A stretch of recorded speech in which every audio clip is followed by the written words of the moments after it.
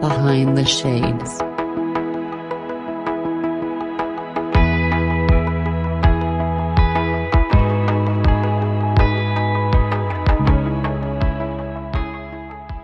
Hello, Donna. Welcome to Hello. my show. One thing I want to say is thank you very much for being here today. How are you doing? Oh, look, I'm doing fine. The super hot weather that we've had has just finally come down. There's a bit of rain, so it just makes it so much more comfortable. Ooh, can you promise me that Yeah, you'll keep the rain on your side as I get somewhere over here? yeah, sure, sure. So outside of the weather, what have you been up to recently? What have I been up to recently? I'm actually working on, from the discussion we're having today, I'm actually working with some groups that look after young people. So, and doing some workshops because from my experience, I've sort of realized I've walked around sort of saying, I only sort of discovered this a couple of years ago. I wish I knew this when I was 15. I wish I knew this when I was 15. So I thought there's going to be so many kids that go under the radar and overlooked, and they just need to have this little bit of knowledge, which will change their trajectory of their life, whether they take it on board immediately or even 10 years down the track, as opposed to being 50 and 60. So I'm actually working on getting what we have over here as a blue card. So, in other words, government permission to work with children, those who are under 18, and also doing workshops, as in, I think, about bringing out some happiness in their heart, because we all know, or, it's just the conscious mind just turns around and turns around all the negative stuff. So this is more about sort of stopping that for a period of time and just changing it to the positive. So that's what I'm doing at the moment, getting that together and sort of, creating a workshop. Perfect. So when you mentioned that, how would you start that and get that underway for those who maybe have an interest in starting something similar to what you're doing? Right. So what I did at the start was, because I believe in alternative therapy, over the years, I've done a bit of this and a bit of that and a bit of that. And then all of a sudden, I sort of had this idea. I'm going to sort of put it all in a little box, for want of a better word. Different ideas, experimental, get a taste of it. So I actually created these little kits and I gave them away to different charities for the kids, just to get my name out there. And it's one of these charities that I started talking to them, and we were in sync with what we were talking about. And the next step is I sort of had this epiphany, oh, I can do workshops.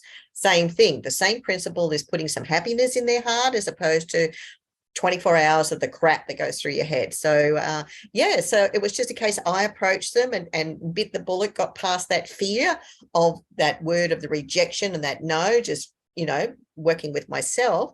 And yeah, just help the local area, which is, I've heard this on plenty of podcasts too. Start with your local area. Lisa Nichols, she was the one who sort of mentioned it a lot. So that's That's what I did. I something. just did more. No, and you're right. And that's something that I want to do is like you want to start nice and small and start nice and local, right? And then Yes. you want to become like this mega star where you have your name on the billboards, and every soon as you step outside your car, women are fainting, like, oh my God, it's to rain. Yeah, yeah. Right? That's where we want to Nearly. reach that point, right? Yeah, nearly.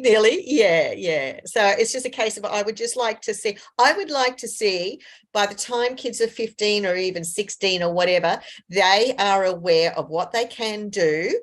So I want to go out public speaking. So start small, get everything sort of honed in. And I would like to see that every child knows by the time of that teenage years that there's a thing that they can do to stop the crap in their head, and they can just bring in some happiness, some positivity. And it's just so simple. So yeah, public speaking, just to make it's more about focusing and targeting the middle-aged people, because the parents themselves don't see a lot of what's happening with the kids. The older generation, the grandparents, the aunts and things like that, they can look from the outside in and they can see the changes in a child. So it's sort of picking up from there. So that's my goal. Perfect. So I know you're joining us today because you have a beautiful message and you have something that up until, I'll be very honest with you, Donna, up until maybe the last couple years, I knew what was happening, but I didn't know how common it actually is. So how Yes. so how Yeah. about take us right from the beginning? Let's start right from the genesis of it. Tell us Right. how things started with you when it comes to your journey and surviving some of the things that you went through.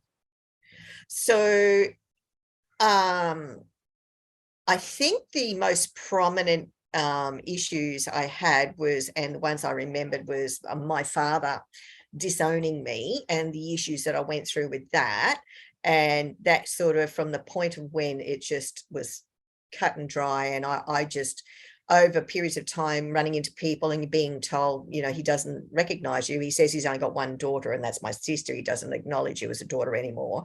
And just the constant stuff. I remember that, but I didn't really understand that all the other stuff that I went through. I was sexually interfered with as a 6-year-old, but I blocked that out. So that I that played on all of it played on my mind subconsciously. So much stuff was on my mind subconsciously, and it wasn't until I sort of understood a bit, probably about 10 years ago, but didn't connect the emotions with it. And I remember driving to work one day when I was 50 and just bursting into tears driving it on my car. And I got to work, and then one of the managers, who was very supportive and understood because his wife had gone through something similar, he actually triggered it and made me realize 100%, because he talked about church ministers are not the nice people that, a lot of them are not the nice people that they make out they are. And that was my issue. He was the man who interfered with me was a church minister. So all of a sudden everything started falling away and opening up, and the overwhelm. So yeah, it was very, very, I didn't realize that how I was living and what was happening with me was not normal. I thought it was all normal. And then it wasn't until I went to a psychologist a couple of years ago, and she told me that I was suffering from PTSD and depression, and said, "Did you know that?" I went, "No, why would I know that? I just got on with life." So it was then that I sort of, over doing different therapies and self-helps and meditations, past life regressions, and the psychologist, EMDR, they call it, and lots of other things, hypnotherapy, that I realized how much I'd gone through, how much of my normal life I thought was normal was not normal. So, it was even just the fact of both parents are alcoholics, both parents domestic violence. I heard it, I saw it. I didn't realize how much it affected me. Even, these days, these days where it's illegal to drive drunk, whereas back when I was a child, I used to have to probably average every 3 months, my father would drive up to his brother's place, and then for a weekend away, 3 hours away it took. But then on the way home on the Sunday, he would do the Sunday session in the pub, and he would always drive home in the dark, drunk. And of course, I crept over into the back and lied in embryo position in the back of the car, and just terrified every time he slammed the brakes on for a near miss. So, there was no accident, but I didn't realize the trauma that it was creating from being in that situation. So it's just a constant from 6-year-old through to when I was about 30. I decided I can't see my father anymore, because he was just another kick in the guts, another kick in the guts. I was trying to do the right thing, hoping things would change. So it was just adding to the trauma. Did I answer the question?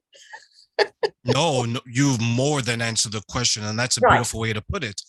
Because what I'll say for you, Donna, is I don't know if you have children. When you get children at 6 years old, very vulnerable, Yeah. very dependent on their caregiver, whether that is the biological parent, a step parent, or a foster parent, whomever is in that situation. You're in a situation of trust. And for Yes. you were being interfered with at 6 years old, very Yeah. vulnerable, very prone Mm. to that type of behavior. And as you mentioned, you may not know that it's wrong. I've interviewed some people, and one of the things that they told me was a little bit shocking, is that they didn't know that it was wrong because their body is reacting to it in a way that kind of feels good. They just don't know. So Yes. when you look back at that age, when you began to realize that, this doesn't make sense, how old were you that, and what were your initial thoughts when you actually had that feeling afterwards? Well, the funny thing is, I honestly, my father was in the Navy, so we were at a Navy base in Victoria. And I do know at growing up that he should have been there for about 3 years. Well, he wasn't. We left in 12 months, and there was a period of time it was just snapshots of my memory trying to comprehend what was going on. And then I recall when we left Melbourne, we went back to Sydney and we lived with the grandparents, which is not normal for services and people in the services. They have a house for you. But so I understood he got me out of there quickly, because back then it was a case of, it was okay. People just ignored the fact of children being interfered with by adults. And once I got out of there, all I ever did was recall is just a memory. I would get these flashbacks of being at, because this happened a Sunday afternoon after church. It was a case of, I went to Sunday school, they went to church, and for some reason, whatever, they trusted me to stay with him and help close up the church while they went home, and he brought me home later. So I have this memory of being in the car, feeling very embarrassed, knowing he's there, knowing my brothers are not with me, but just feeling awful. And that was the only thing I carried with me as I grew up, was this awful emotion. I would get this flashback of this car, which is a specific, very unusual car, just a couple of things. And I hated church. I hated religion. And I don't know where all that came from. So it wasn't until I was an adult that I realized the story. But there was another incident with this man. We were at a football game, and this has all come back slowly. And I believe it comes back when the soul spirit knows you can cope with it.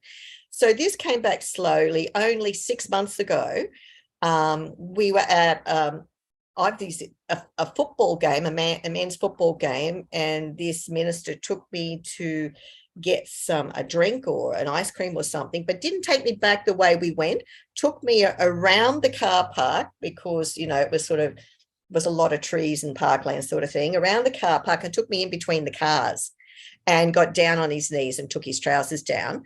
Now, I remember standing at the end of the cars, don't want to go. But because I was 6, I couldn't remember how to get back to my parents, my mother. So I was stuck there. I felt like I was trapped. I don't remember the full story, but I just know that I don't want to do this. I don't want to do this, but I couldn't go anywhere. So the strange thing from this is, and I've only just realized this, I have 4 grandsons and they all play football or soccer, but I can't, and I have 2 sons. And while I went to my son's football games, I just had this fear. I just couldn't relax. I couldn't settle. And my grandsons, I can't go to the football games. I can't. So I've realized now why I can't, because it was the conscious mind, the body says, or the mind says, right, we'll just avoid that fear again. We'll never, ever go to a football game. So that's where that sort of started from. And yeah, it wasn't a case of there was one day. All this came to fruition as an adult. Well and truly as an adult. So there was no memory at all as a child, just flashbacks. So it's like your body is protecting you from this situation because there's no one around to protect you, right? Yes. And it was a funny thing, I love travel now and I love freedom. And this is why I love freedom, is because I felt trapped. There was nothing I could do because I was young and I couldn't make decisions for myself back then. I was reliant on an adult to give me to guide me and direct me. So now, yeah, and I honestly believe that's why I love freedom. Mm. Do you think as an adult, when you realize what these flashbacks meant, was there points where you reflect and you think, this is why I was feeling what I was feeling all those years ago? It's just making sense to you now? Yes, yes, yeah, that's exactly right. And I was I was mature enough to understand how it all came into play. So yeah, but before that, all I did was I grew up. See, I was lucky. While my brothers, they were not in this particular issue, but they were affected by the alcoholism and the domestic violence and everything else. They went down the roads of, one is an alcoholic and one is now actually a schizophrenic because he did sniffing glue and all that sort of stuff. So he's totally lost. I didn't do that. I swore I was not going to be an alcoholic. While I do have a couple of drinks, I've never sort of drunk alone. I was just very angry and I couldn't understand. And that anger really wasn't affected by the 6-year-old issue because I wasn't aware of it, but it was the issue at 14 with my father. That's when things changed. And I was just a very angry person. My nickname from my ex-husband was Dragon Lady. So very apt. But yeah, I just carried a lot of anger unbeknownst to me. How do you think this anger played out in the relationships that you were having during that time? Yeah, it played a big role. 2 marriages. I'll have to say that the first one probably was very much about the anger.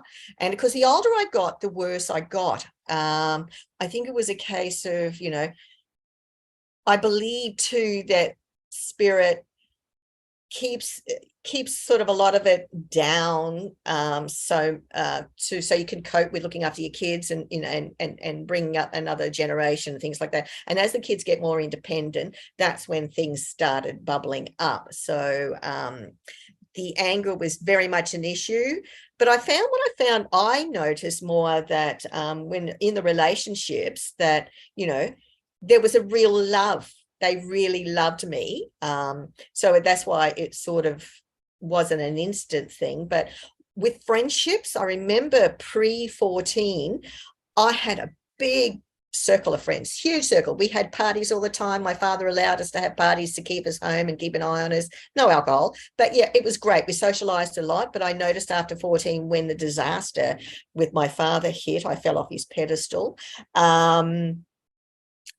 It changed. I could attract lots of friends, but then 6 weeks later, they didn't want to know me. And I realized what it was. I believe now that it was a case of, well, I'm going to hurt you before you hurt me because of what's been happening over my life.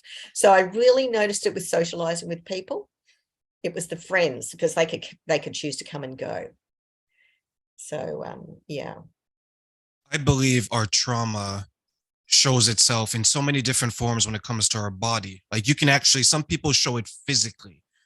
They have the scars, they attempt bodily harm to themselves, right? Yeah.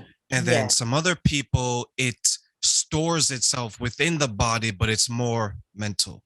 It's harder to see. Right. And then some people will have the emotional side where they have that distance between people, right? At one point, like you mentioned, they're attracting all these friends and they're the talk of the town, right? They're that person that everyone wants to be around.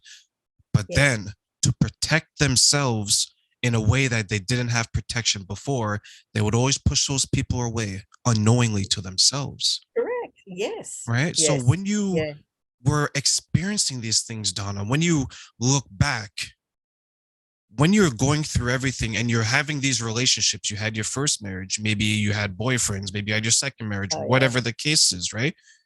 Did you ever realize and think to yourself, I deserve love? How can I find it? No, because, well, I didn't say those words. It was just a case of, why are they not hanging around? What is it I'm doing that they don't want to see me anymore? Why is it, they liked me a couple of weeks ago and now they don't want anything to do with me? Why am I not getting invited? And then there are those who are brave enough to say, you need to meditate. This is going in there later on in the years. So I just had that same thing. And I would just go, like my life, because there were so many things that happened. It was a case of, well, can't dwell on that. Move on. You got to keep work. You got to get your life forward. So I would just brush it off. I would ask myself that question and then go, well, I can't do anything about it. Just keep going. So I didn't look any further. And maybe that's why the anger was just building and building and building inside. Looking back, or as of right now, do you feel you deserve love? Absolutely. The first thing I had to do was learn to love me, because I realized now too what it was is I was, up until a couple of years ago, I always needed to be in a relationship. I always needed someone to love me. And that's what I realized was I was looking at, it was a subconscious thing, I believe, that if somebody else loved me, if I had a partner and someone loved me, that was okay. What I've realized now is going through this journey the last couple of years is I have to love me. And now that I do love me, I don't care if I'm not in a relationship. It doesn't matter. So yeah.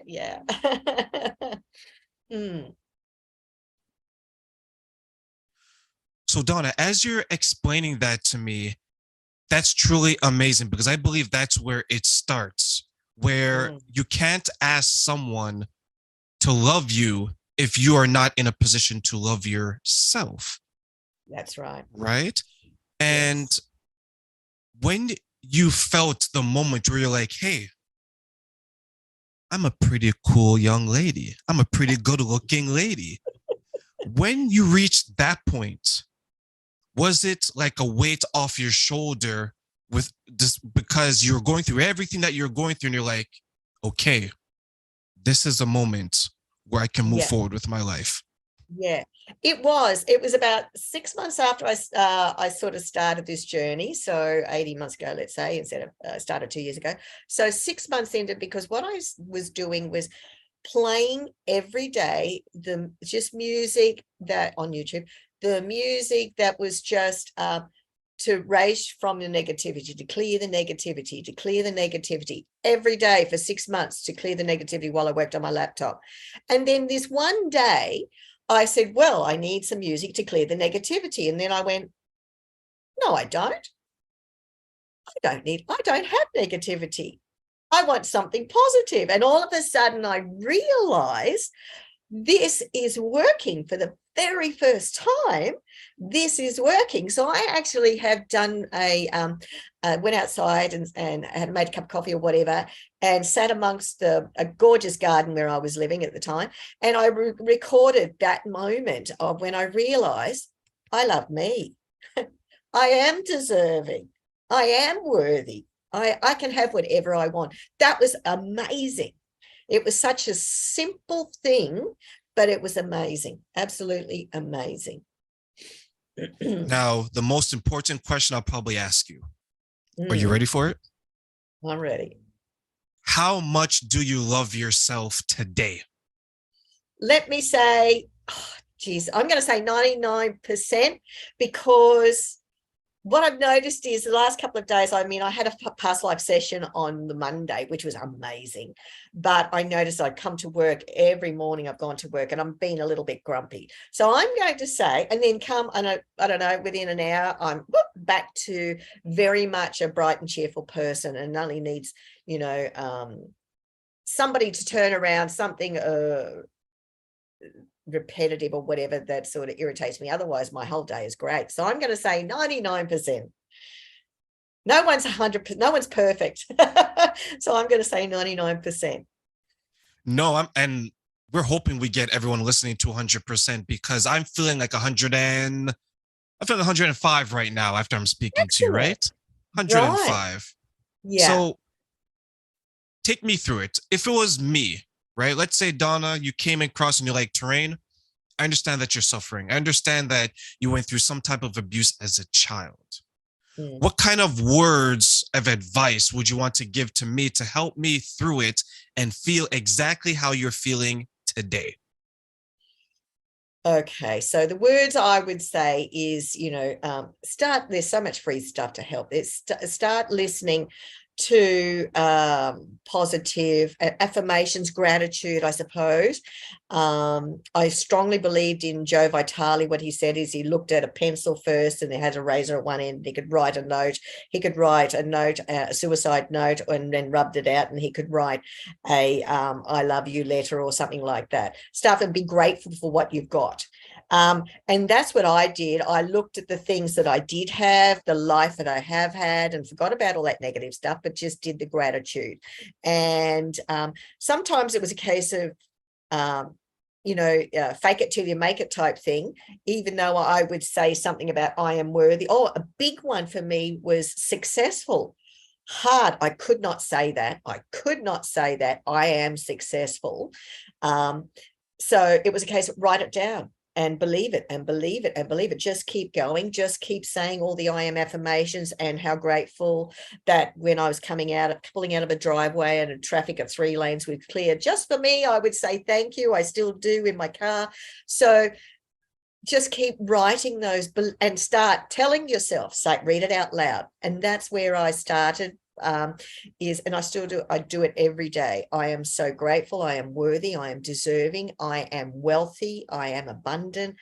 And I am successful. So that's the sort of thing that I would sort of say to people, and spend some time thinking. And the other thing is thinking of when you realize you got the crap going through your head. Stop and focus on a time that really made you happy. Of a puppy, a dog that you loved, or a cat that you loved, something that made you happy, just to stop that conscious mind, because Jesus, it's hard. It's so hard. And just make a practice. And of course, my first affirmation every morning is, I am the master of my thoughts.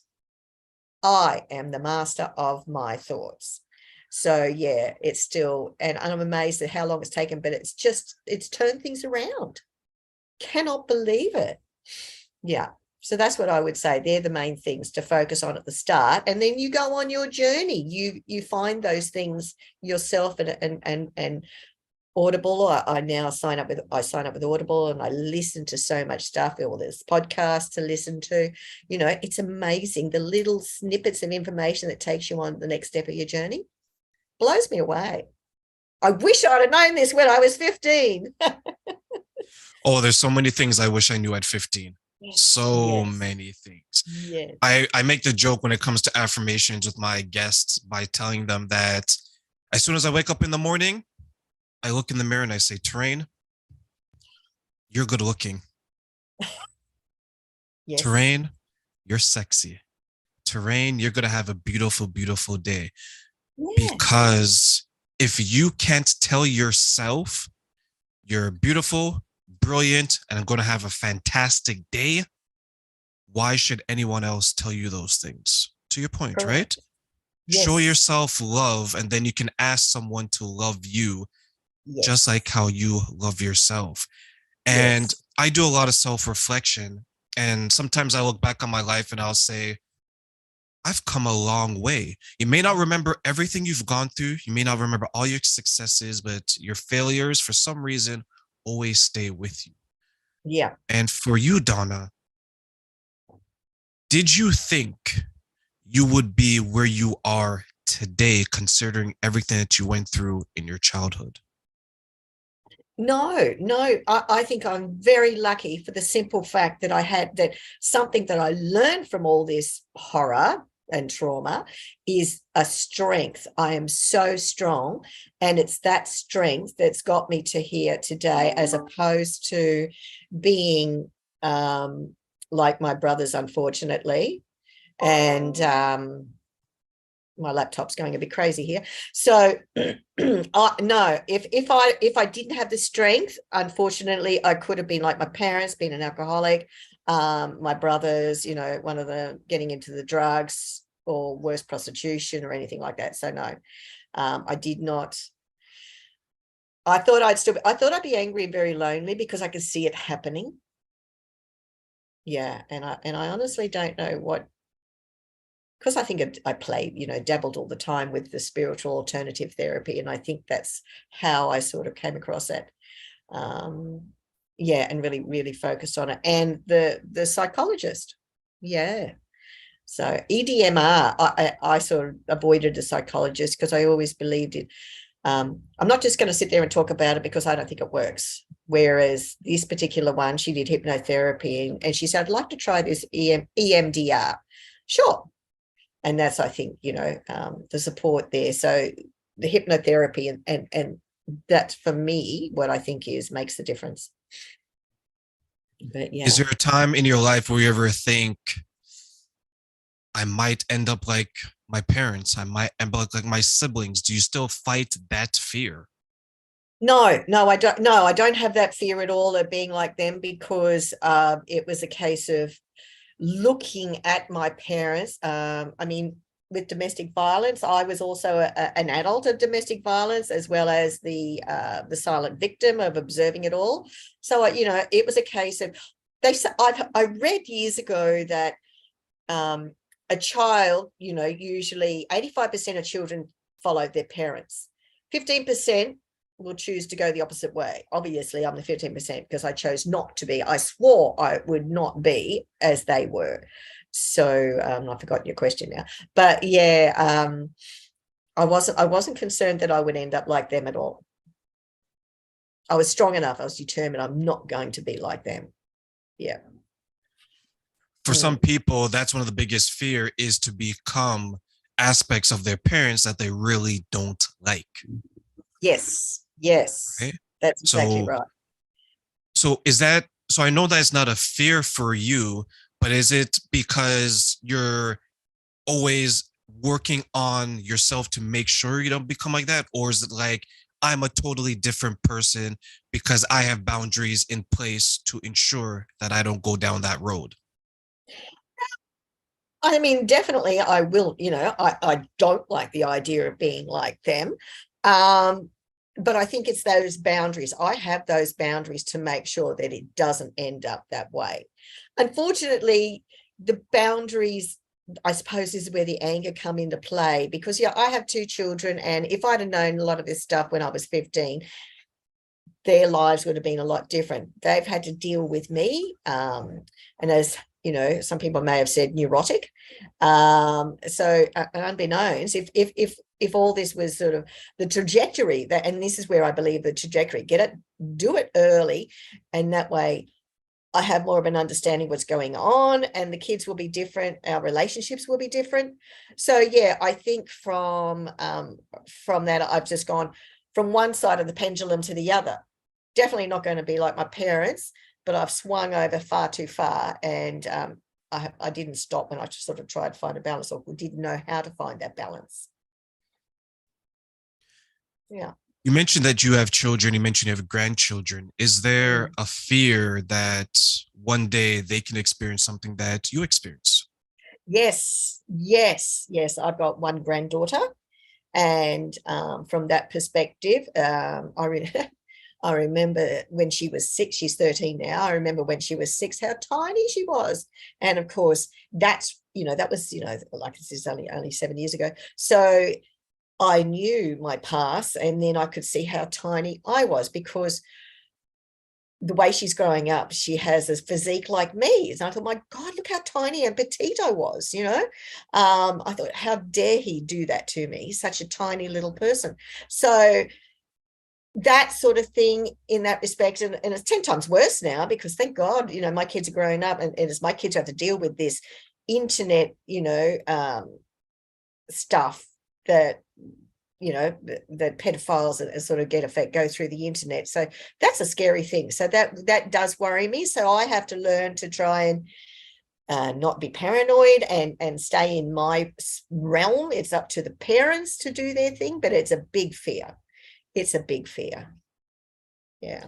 I could imagine, because you went through it, and you felt that you didn't have the support. So sometimes as parents, we like to overcompensate and keep them very, very close. have you caught yourself thinking, okay, I'm protecting my children in a way that I always wanted to be, but it might be a bit much. Well, I'm not the mother duck, and I think this is where, because of the love thing, the lack of love, my mother left when I was 11, so I got that abandonment, and then my father disowned me at 14. So I didn't have the love, and I didn't know how to share the love. So I don't have a mother ducky thing with my kids. I've taught my kids to be independent, and I wished that I could have shown them a bit more affection. So it's not a case of overprotecting. I now have to sit on the outside with my grandchildren and just shut my mouth. It's a case of I can now see what has happened and wished I could get involved, but it's not my role. So yeah, I don't overprotect. I just have to sort of remain as I have been. Yeah, does that make sense? It does, because you want to keep them close, right? You want to say, Yes. hey, Yes. I know what it feels like. I don't wish that on anyone. But at the same time, Mhm. you're trying to figure out and say, they still got to live their life. And just because I went through it doesn't mean they're going to go through it, right? Correct. That's exactly right. That's exactly right. And I can't sort of create something that's not happening. So, it's a case of, sort of trying. It's a fine line. I've realized it is a fine line when your parental days are done, and you don't have those rights. You have to shut up. And a couple of things that I have mentioned, like it's never worried me, is from the children's side of, I believe in staying healthy. I believe kids need to be not overweight. I now have thyroids, underactive thyroids, that I have constantly got to watch my weight. So it's something that's very much in my mind. But my family, especially with the girl, is be healthy. My weight thing is about eating healthy, not eating crap. But they're very focused on with the eating disorders. So I forget the terminology. She uses the same terminology all the time, the mother, about they're not going to talk about weight and looking good and healthy or anything like that, because it's an image. That image, she's really focused on eating disorders and things like that. So whereas I'm focused on eating healthy and not getting overweight. So I can see there straight away I have to back off. I can't even say that. So it's not my role. So I have to find other things to talk about other than my suggestions as a parent. Yeah. And I think that's what it is. Yeah. Are there any triggers outside of the football that you still have that you have to sometimes stop yourself and say, okay, this is reminding me of that situation? Yeah. Okay. So what I found is I do recall a situation, because I think the real key with a lot of my issues is the lack of relationship with my father, the pain and hurt. He was the only one left. And then he disowned me because I fell off his pedestal. So I find that there was vaguely recall a situation where he didn't believe me. I've always been super, super honest. And he didn't believe me. And it comes back in any part of my life now, especially now with work. I'm finding that I get extremely upset, snap, because people don't believe me, or people have to go and double check everything I've done. And that annoys me. I've already said, this is what I've done. This is it. And yet people have to double check or make a phone call. Oh, that really, really gets my goat. And I believe that's still hanging on from those days where my father, whatever this was, he just did not believe me. And that really, really hurt. So I noticed that there's something still I have to go through and try and sort out. So, but that will come. That will come. It's a case of sorting out bit by bit. Yeah. Yeah. So that triggers me. And that's something that I can definitely see, going back to, you went through this difficult situation and you're trying to tell people, you're trying to get people to help you, right? You're trying to get Yes. people to see and to believe. As the year Yes. goes on now, you're in your personal life, you're in your professional life, and when you say something, people doubt you. You're like, this reminds me of when I was screaming out for help and Yeah. no one was there to help you. Yeah. That's Is there a it. sense of like powerlessness at that point? It is because, yeah, I suppose when I'm looking back at one of the last major incidences, I just sat there and I could just feel the rage coming up in me, and there was nothing I could do because I've got the other part of my mind saying, she's entitled to do that. She's entitled to do that. But the other one side is just so angry, and I felt the shivers and the tremors and the things like that. But I'm in a work environment, so I have a lot of control when I'm in the work environment. And I just thought she's not a boss or anything, but she's allowed to do that. She is allowed to follow that up. She is allowed to check, so it was a real fight with the two minds. So it was amazing that the ferociousness, the anger that came through that, I couldn't explode. Because